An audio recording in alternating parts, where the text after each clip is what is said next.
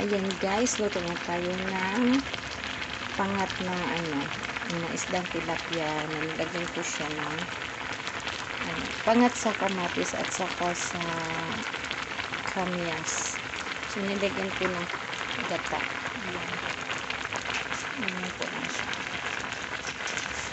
So panahan na natin to. Yung gata, kailangan siyang matuyo-tuyo na. Takpan natin to ng konti. Matuyo, tapos mamaya lagyan natin ng pichay. Kasi yun ang pichay, nakakadalag na siya ng lasa. Mas nasasarapan kasi kapag may pichay. Lagyan lang yun siya.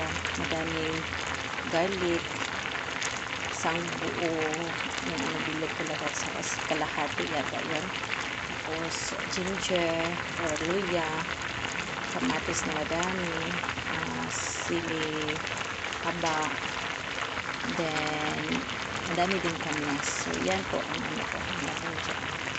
So yan, masarap yan mamaya. Kailangan patuloy-tuloyin pa natin mamaya para syempre maluto yung isda natin ng masyado.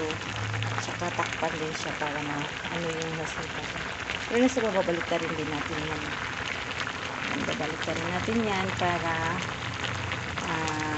masok yung lasa doon sa loob ng yung nasa baka-baka. Ganyan po siya. Ganyan lang po magluto ng ganyan, ng putahe. Hindi ko na siya nilagyan ng suka dahil madami pong kamyas ang nilagay ko dyan at saka kamatis po. Nilagyan ng kamatis. Ganyan po.